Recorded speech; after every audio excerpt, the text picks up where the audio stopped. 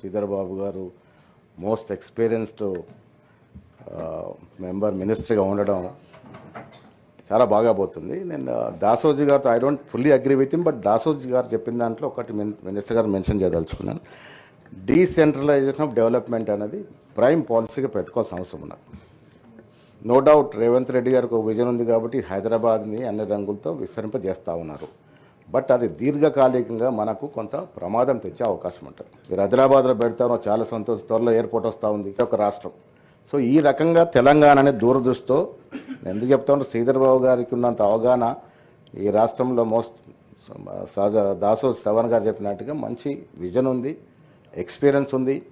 ఇవాళ హైదరాబాద్ సమూలంగా అన్ని రకాలుగా డెవలప్ కావాల్సిన అవసరం ఉంది. హైదరాబాద్తో పాటు అటు మూల ఆదిలాబాద్ కానీ ఇటు మూల కొత్తగూడెం కానీ రకరకాల ప్రాంతాలు రకరకాల అభివృద్ధి చేసుకోవాల్సిన అవసరం ఉంది. ఇన్సెంటివ్స్ ఇస్తూ ఉన్నారు, పాలసీ చేంజ్ చేసి ఇంకా ఇన్సెంటివ్స్ మోర్గా ఇవ్వండి.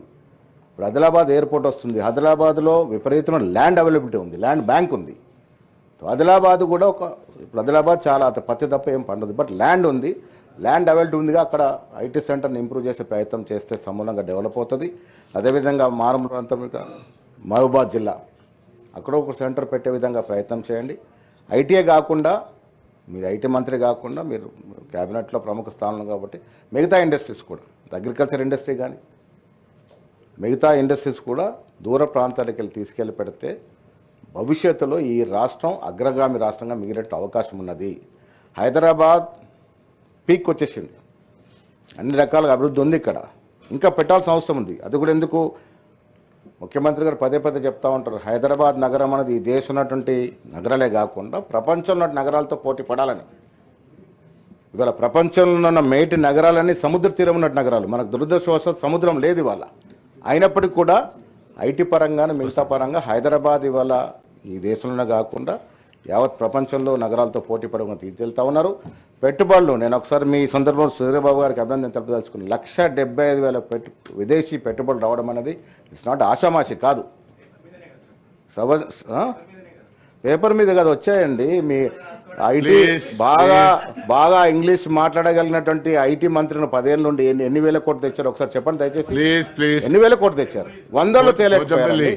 ఒకటి నేను మీతో విజ్ఞప్తి చేస్తా ఉన్నాను, ఇవాళ విజయనగరంలో డెవలప్ చేస్తున్నప్పుడు మనకు పార్టీలకు అతీతంగా అభివృద్ధికి తోడ్పాల్సిన అవసరం ఉన్నది.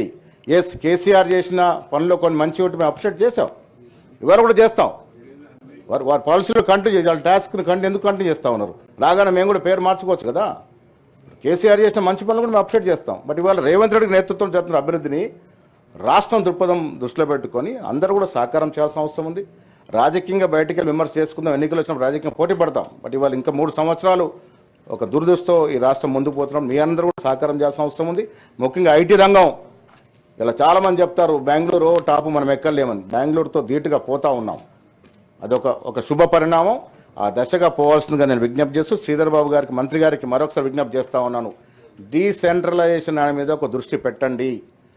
భవిష్యత్తులో రాష్ట్రం అభివృద్ధి చెందాలంటే డీసెంట్రలైజేషన్ ఆఫ్ డెవలప్మెంట్ కావాలనే మాట వారికి విజ్ఞప్తి చేస్తూ సెలవు తీసుకుంటున్నాను.